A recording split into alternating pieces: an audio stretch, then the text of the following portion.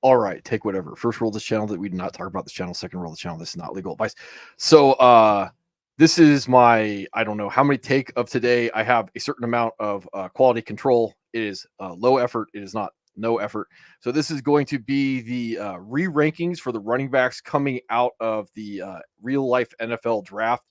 Um, it's not just about the rookie running backs. When I re-rank these things, we also have to look at like the offensive line, the quarterbacks, the wide receivers. Good offenses mean more touchdowns. That's kind of what we want from running backs. We're looking for two things from running backs: red zone usage and design passing work. If they don't meet those bills, they got to be moved down the pipe. They're not going to win me a league. There's going to be a punt. I'm all about punting. Sometimes my co-managers are like, "Hey, look, you're a little too cute. You're a little too risky." They reel me back in. They're the type of guy that just goes, "Hey, we're going to take Travis Kelce with the 5th overall pick and play it safe." So if you're not into that type of thing, I understand. My rankings are not meant to be used one for one in a draft. They're meant to kind of look at value versus ADP. You should be knowing what your leagues are, knowing what rankings your league's more likely to use, and then kind of ADP shopping. That's the best way to kind of look at it. So I do move guys up my board based off the fact that I think that they're undervalued and I want to attack them versus the fact that I think some guys are overvalued and I will move them down the board. And then the other thing I want to talk about before I get going is I have been thinking about after waivers, the capital show of this channel. I don't want it to be an hour and a half long. I think it should be about a half hour in the early season and by 10 minutes by the end of the season. Basically, it should be like what we think we know and what we think might happen, and then how that confirms it or is something that we didn't predict. So I am planning as the off season goes on to do those type of videos either by team or by division, something along those lines. So we have an idea of the status quo that we're looking for once the season starts after the draft. So a lot of these rankings will go up and down once we get mini camp and training camp news. Guys getting cut like Zay Jones today, stuff like that. We'll move guys down if we start hearing camp hype. If ADPs fluctuate because there are hype trains, guys will get moved down in response to my rankings.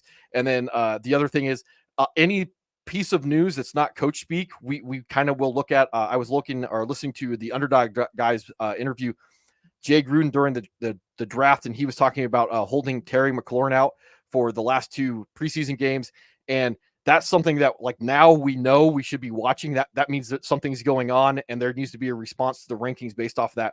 So that's what we're going to be looking at. So right now, the guy that I would be tracking as I don't want to say league winner necessarily, but criminally undervalued with the upside of league winner is going to be Blake Corum.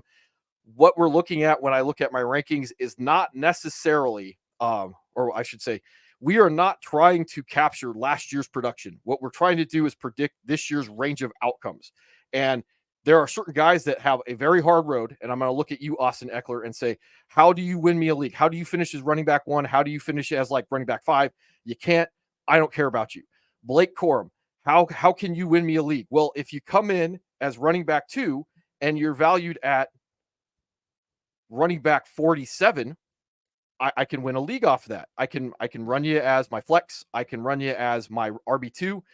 If Kyron Williams goes down, I may have a bell cow league winner. So his value needs to reflect that, and we'll get into this right now as we move on. So movers and shakers in the draft. Breece Hall, he's my running back 1. No real change to him overall. The camp night hype that I would be wanting to listen to is going to involve the Jets' 4th round pick, Braylon Allen. Just expecting him to be a cuff probably is worth a lottery ticket. So we're looking at like 11th, 12th, 13th round, something along that, depending on how much we hear that he's going to have standalone value relative to Breece going on. So that's where I would have them. Running back 2 right now, we're looking at Christian McCaffrey. Isaac Guerrero probably has no redraft value and is only a deep stash in Dynasty. Running back 3 right now is going to be Rachaad White, and I will pull up Bucky Irving to go along with it. So Rachaad White is my running back 3. We can talk a little bit more about scoring. So last year, Christian McCaffrey, 24.5 points a game. He has that 500 yards receiving, to go along with 7 touchdowns, and another 1,400 yards rushing to go along with 14 touchdowns. So that's kind of the bar that we're looking for, those legendary seasons. Kyren Williams, league winner because no draft capital, basically went undrafted. We want to find Kyren Williams. With the 4 games that he missed because of injury, you're looking at 3 touchdowns, receiving to go along with another 12 through the air. Basically, Kyren Williams is the template for what we want from a fantasy guy. Red zone usage on a pretty good offense, and receiving work. That's what we get out of Kyren Williams. So Rachaad White, when we look at him, he may be held back because Baker May's the quarterback. The offense may never be good. Maybe we can get an uptick in overall touchdowns. Woulda, coulda, should-haves. Maybe we can get a little bit more rushing work. Woulda, coulda, should-haves. The reason why he has to be ranked as high as he is for me is the 64 receptions, 549 yards, and 3 touchdowns. So when I project him out into next year and I look at rankings, he should be somewhere in the top 10. And when I find Rachaad White as running back 13 on ESPN, or I find Rachaad White as running back 12, I'm like, hey, criminally undervalued. Like the top of his range of outcomes realistically could be running back 1. It's probably closer to running back 3. I'm going to pay running back 12 prices for him. I'll smash that all day. I'll jump up a round or so to get Rachaad White running back 9 because he doesn't have the upside of his range of outcomes built into his ADP. Yeah, even at running back 12 or running back 13, he can disappoint. He might finish his running back 17. He's probably not going to kill my draft. He's probably not going to kill my season. I can still survive that going forward. That's why I would have him there overall. Talking about Bucky Irving in this 4th round draft pick, probably, I've talked about this before, probably a bigger threat to Chase Edmonds in that role of complimentary back than anything else for Rachaad White. Possibly has a little bit of top end RB2 if Rachaad White goes down. So I would have him in my later rounds as a priority cuff to Rachaad White. That's what we're trying to listen to when it comes to Bucky Irving this year in camp. Let's see. Running back 4, we're going to be looking at Bijan Robinson, the running back for the Falcons, as I stutter and stumble all over the place. I'm just used to calling him Bijan. I think he's a little capped out because of Tyler Algier. That's probably the biggest thing. More than likely, what keeps him so high is going to be that design passing work that he's likely to get. So he may not get the goal line rushing work. He will probably get the design passing work. That's good stuff. Probably caps the top end of his range of outcomes is still going to make him return on investment. The unfortunate thing is you're going to pay to get a capped running back 3 in Fantasy Pros, and probably about the same thing, running back 3 on ESPN, and I have him at running back 4. That's because I think he only has about 1 spot he can jump. Running back 5, I'm going to likely move down Jonathan Taylor. The biggest issue, I think he's going to get vultured by Anthony Richardson, the quarterback in the red zone. Also, probably not going to get design passing work. That's where he would go right now. Pretty capped out at his range of outcomes as running back 5. Probably going to move him down to running back 6. And the reason behind that is going to be Isaiah Pacheco is probably going to end up moving up by the end of the year. I have him at running back 6. I don't necessarily trust the Kansas City Chiefs. They have CEH, Clyde Edwards-Helaire, as the backup. I am kind of expecting to maybe hear a little bit about Deneric Prince going forward in the draft. Probably not going to get design passing work in this offense. May only be a bell cow. Running back 1 range of outcomes, not elite or legendary type season with Isaiah Pacheco. Expecting him to move up as camp goes on down the line as I kind of reevaluate certain things. James White would be my running back 7 right now. Again, this is another guy that I would be looking at as I pull this up so we could talk about James Cook. Did I say James White? James Cook. Looking at primarily this design passing work that he's likely to get, probably going to get vultured in the running game by Josh Allen and the 4th round pick, Ray Davis.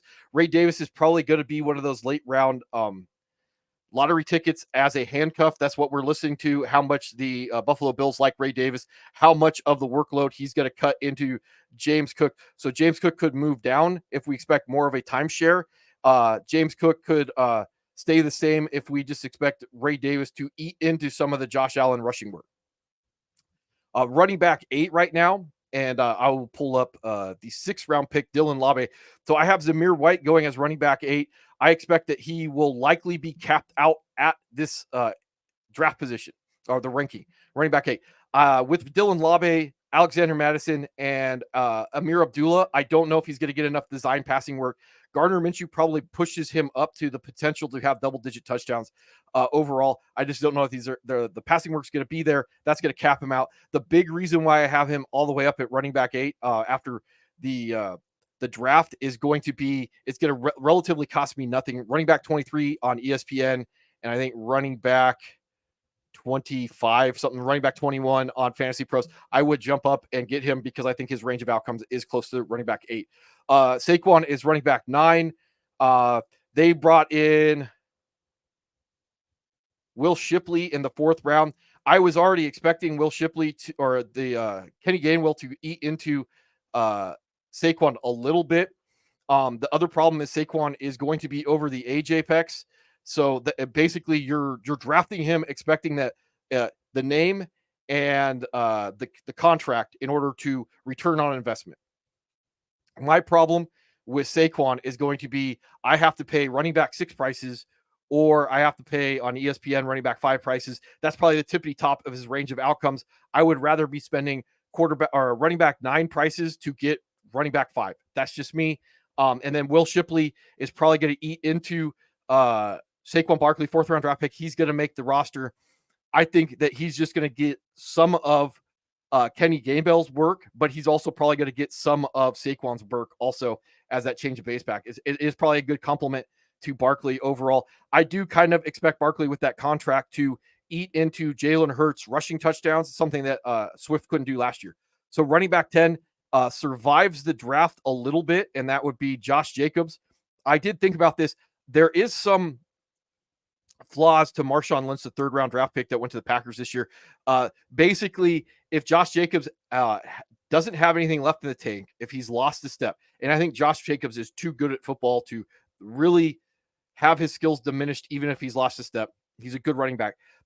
Marshawn Lynch is a good athlete. I could see by the end of the year maybe getting into some timeshare, but that would mean that the Packers are basically going to pay Josh Jacobs $24 million on a 1-year deal to be 60% back. I just don't see it. Like I said, I can see Marshawn Lynch or Marshawn Lloyd eating into that as the season goes on. That's something that I would be paying attention to. Right now, I think Marshawn Lynch is probably going to be more in that 30% range, which means that Josh Jacobs can return on investment at running back 10. The problem is right now, as before, Josh Jacobs has moved up the draft or the ADP board. He's running back 9 after the draft, which surprises me a little bit. And then on ESPN, he is running back 14. I like him better at running back 14 prices than I do at running back 9 prices. All right.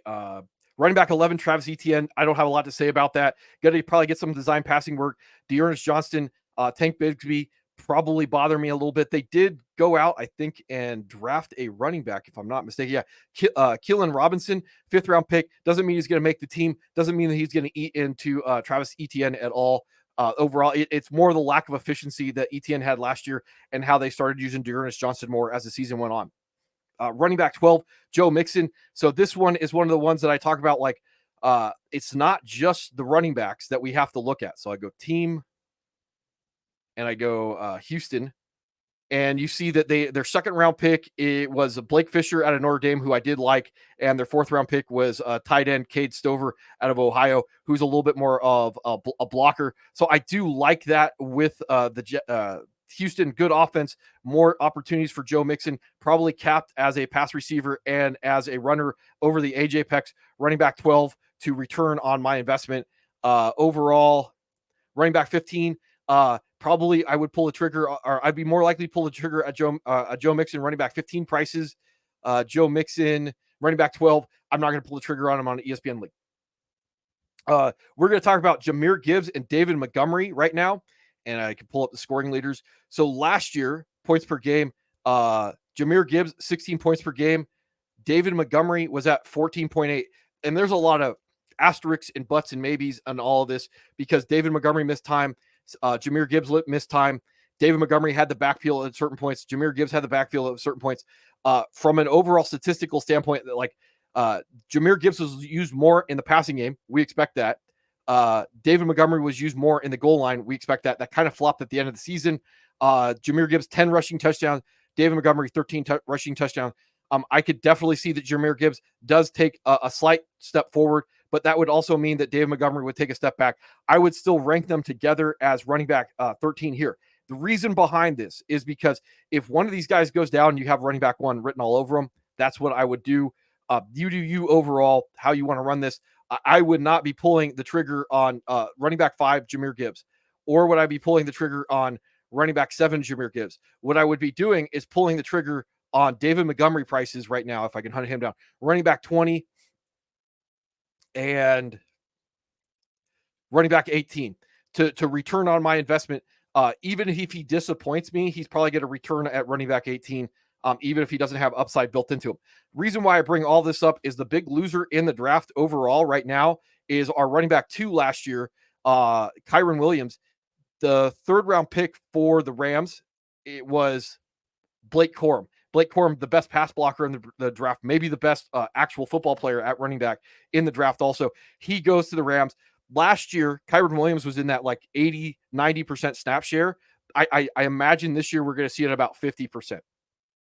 They can split the work between the two of these guys. They're both really good at football. They're probably both really trustworthy. They're not going to run Kyren Williams in the ground. This was what I was worried about going into the draft overall. So right now, I would have Kyren Williams running back 14, expecting a split backfield either to begin the year or down the line. This is something to be paying attention to. I bring this up because I am not going to pay running back 7 prices on Kyren Williams. This is not what I would do. Running back 6. I'm expecting him to finish closer to running back 14.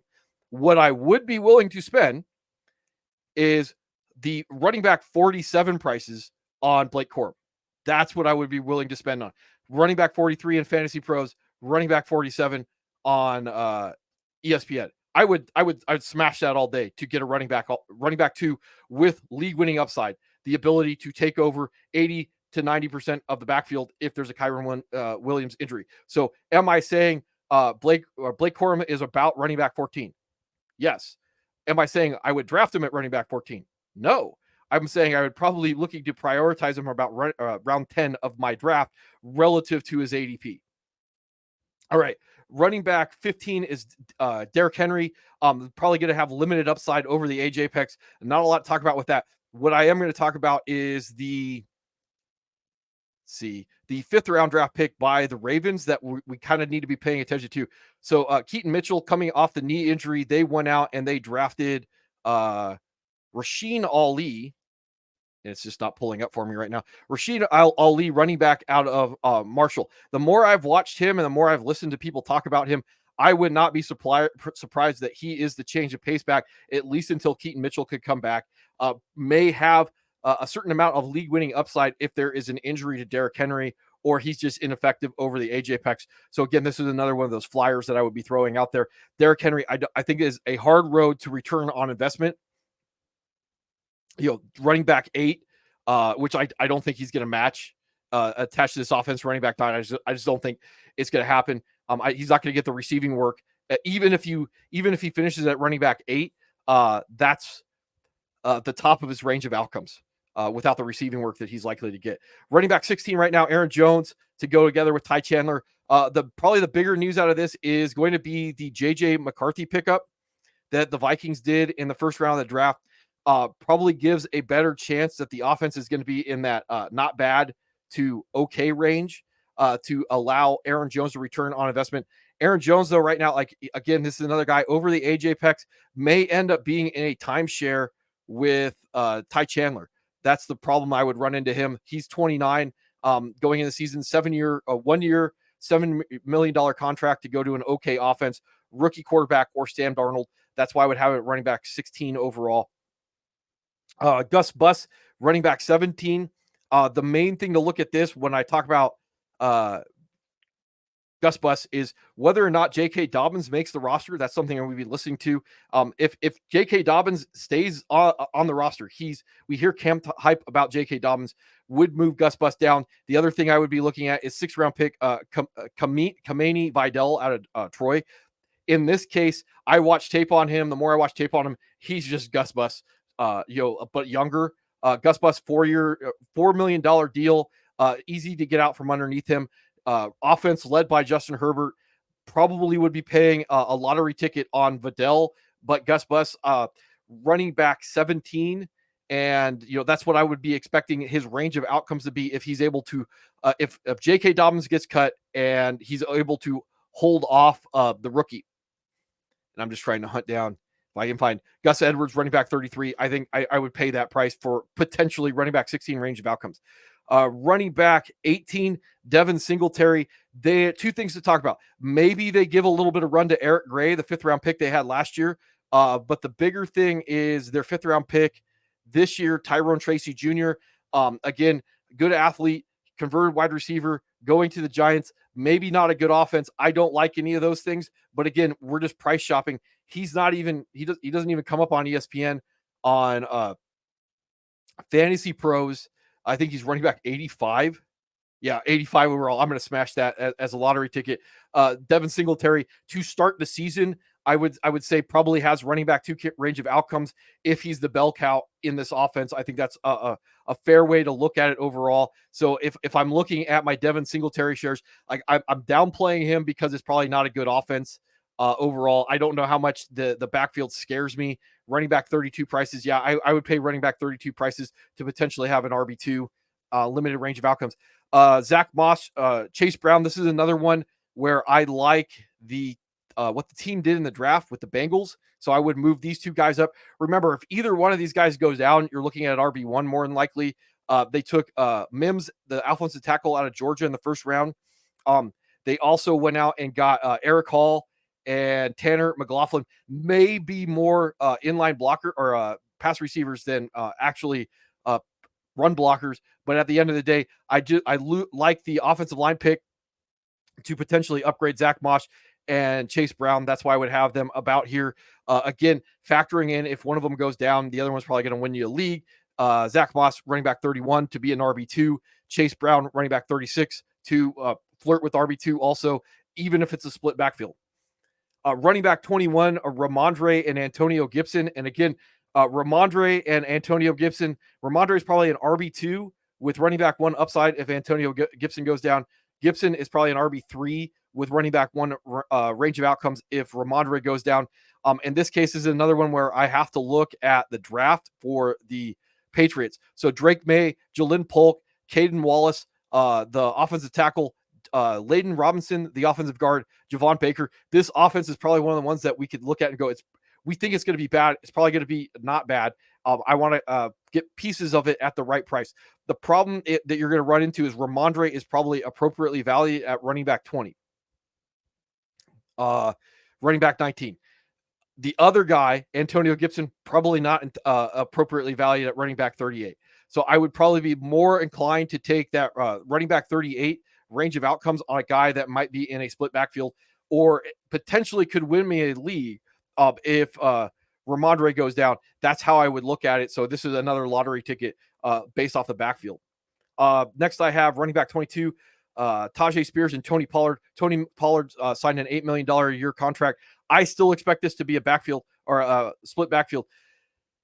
Aaron Jones, that $7 million contract, we're looking at $12, $13 million with Barkley and Josh Jacobs. So that $8 million contract with Tony Pollard is probably closer to running back 2 prices than just, hey, take the backfield. So I'm expecting a slight upgrade for the Titans. Another offense that maybe we could start betting is going to be better than we expected.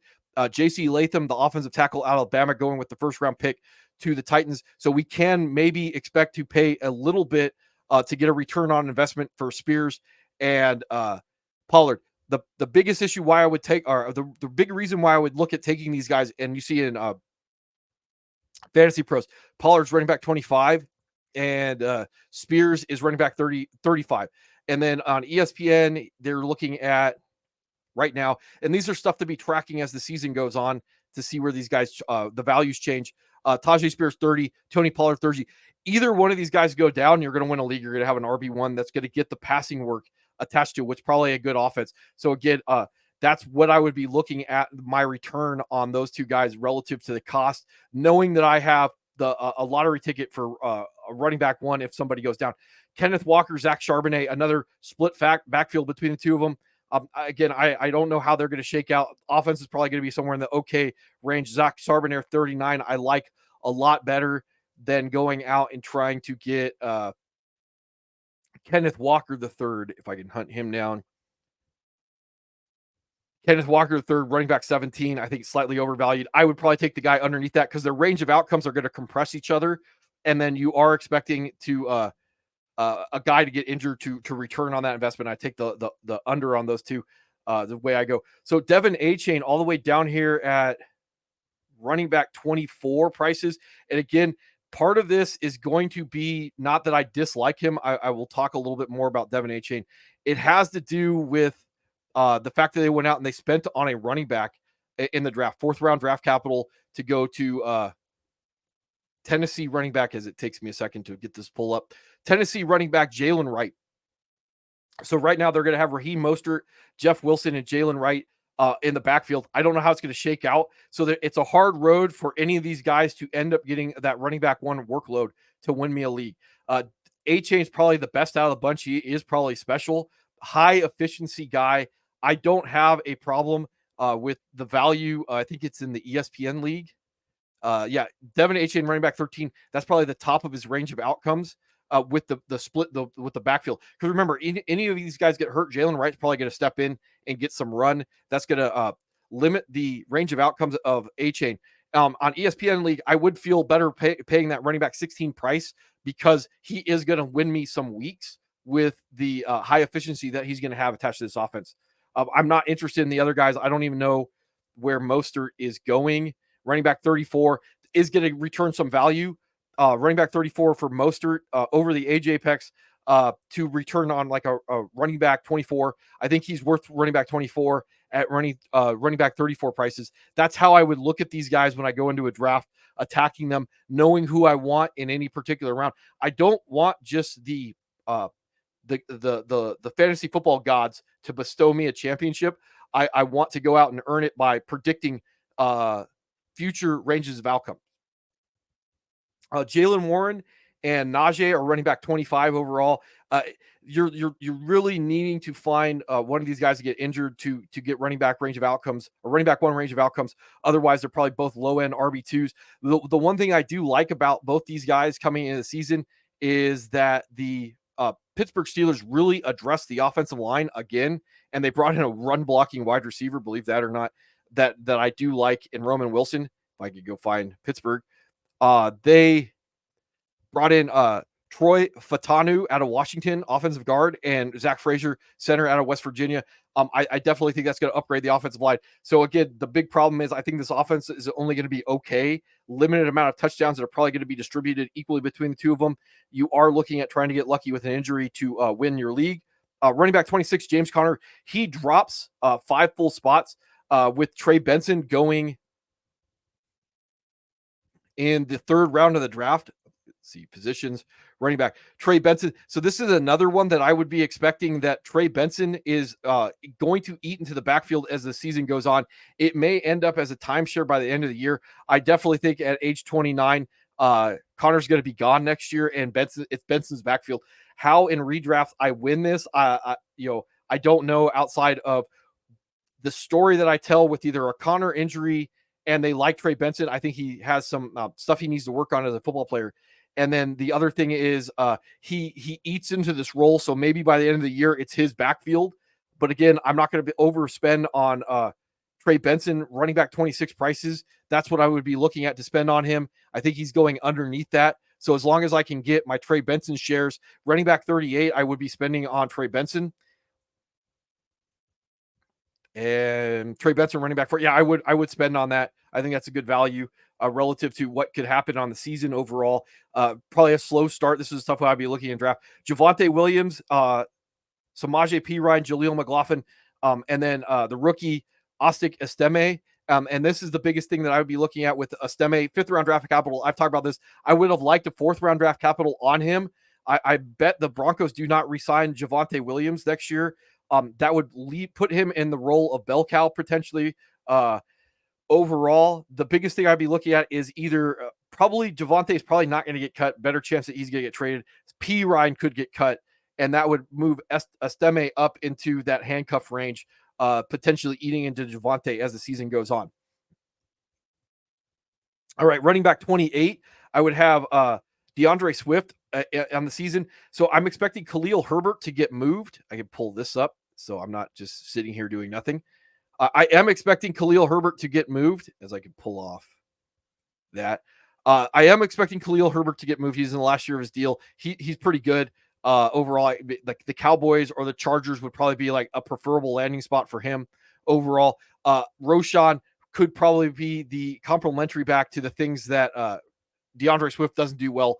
And again, trying to parse this out where he gets a majority of the design passing work and he gets the rushing, the goal line work is probably not going to be something within the range of outcomes of DeAndre Swift. I would maybe think about moving him up again, $8 million a year deal if Herbert gets moved. If Herbert doesn't get moved, it's a split backfield. I probably want nothing to do with it. I need probably an injury to be able to start evaluating how the usage is going to work at that point. Running back 29, Alvin Kamara, Kendre Miller, and Jamal Williams. I'm expecting that either Kamara gets cut or traded, or Jamal Williams gets cut, opening up the window for Kendre Miller. So again, in this case, more than likely, Kamara at running back 17 is going to be overvalued, over the age apex, coming off an inefficient season, rookie running back to be biting at his heels overall. That's how I would look at it. The overall share, I'm trying to hunt down Kamara on ESPN. There's no way he could be this high. I can't even find Kamara. That shows how prepared I am once again. Oh, Kamara, running back 11. Yeah, not gonna happen. I would rather spend on Kendre Miller going into the season, expecting that there is that flop in usage at a certain point going on. But the clarity of someone leaving, my guess, maybe Jamal Williams going into the season would be something I would look at. A three-headed monster, like you can't predict that. So I already talked about Austin Eckler going on this year. Again, an inefficient season last year that's already going to cap him out. Let's pull this up, and because I have last year up. Okay, that makes sense. So inefficient season last year for Austin Eckler with the Chargers, over the age apex. He's going to have B-Rob. He's also going to have Chris Rodriguez. You got to tell the story about how one of these guys can take over the backfield. You got the thumper. You actually have two thumpers, and then you have Eckler, who was inefficient. It's a long road for Eckler on his 2-year, $8 million contract to really become a league winner in this backfield. I like what the Redskins did in the offseason with the helping out their rookie quarterback. As I pull them up, I like that Jaden Daniels goes to the second round of the draft.